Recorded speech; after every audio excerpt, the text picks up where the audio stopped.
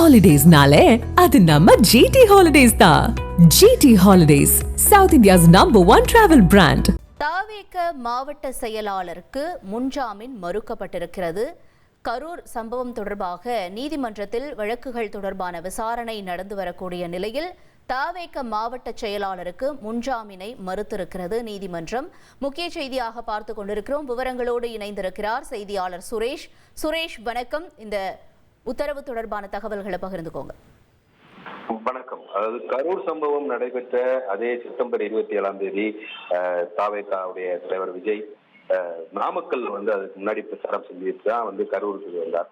நாமக்கல்ல விஜய் பிரச்சாரத்தில் ஈடுபட்டிருந்த போது தனியார் மருத்துவமனை மீது தாக்குதல் நடத்தியதாக நாமக்கல் காவல்துறையினர் வழக்கு பதிவு செய்திருந்தார்கள். இந்த வழக்குல நாமக்கல் மாவட்ட தாவேகா செயலாளர் சதீஷ்குமார் உள்ளிட்டோருக்கு எதிராக இந்த வழக்கானது பதிவு செய்யப்பட்டிருந்தது.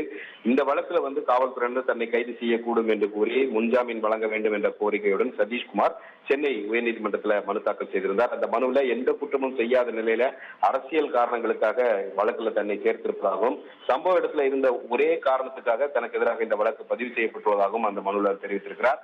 அது மட்டுமல்லாமல் போலீசார் விசாரணைக்கு முழு ஒத்துழைப்பு வழங்குவதாகவும் நீதிமன்றம் விதிக்கக்கூடிய நிபந்தனைகளை ஏற்க தயாராக இருப்பதாகவும் குறிப்பிட்டிருக்கிறார். அதனால் தனக்கு முன்ஜாமீன் வழங்க வேண்டும் என்ற ஒரு கோரிக்கையை அவர் மனுவில் முன்வைத்திருந்தார்.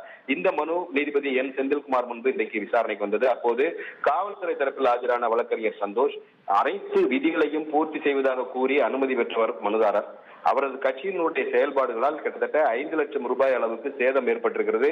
இது தவிர பொது சொத்துக்கள் சேதப்படுத்தியதாக அவர் மீது 8 வழக்குகள் பதிவு செய்யப்பட்டிருக்கிறது என்று சொல்லி இந்த சம்பவ இடத்தில் எடுக்கப்பட்ட புகைப்பட ஆதாரங்களை காவல்துறை தரப்பு வழக்கறிஞர் தாக்கல் செய்தார். இவற்றை ஆய்வு செய்த நீதிபதி கட்சியினர் அடாவடி நடவடிக்கைகளில் ஈடுபட்ட நிலையில தனக்கு எதுவும் தெரியாது என்று மனுதாரர் எப்படி கூற முடியும் என்ற ஒரு கேள்வியை நீதிபதி எழுப்பினார். மேலும் கட்சியினரை கட்டுப்படுத்த தெரியாதா, பொறுப்புடன் செயல்பட வேண்டாமா என்று தரமாரியாக கேள்வி எழுப்பிய நீதிபதி மாவட்ட செயலாளருடைய மனுவை தள்ளுபடி செய்து உத்தரவிட்டிருக்கிறார். உங்களுடைய தகவல்களுக்கு நன்றி சுரேஷ். ஹாலிடேஸ்னாலே அது நம்ம ஜிடி ஹாலிடேஸ் தான். GT holidays, South India's #1 travel brand.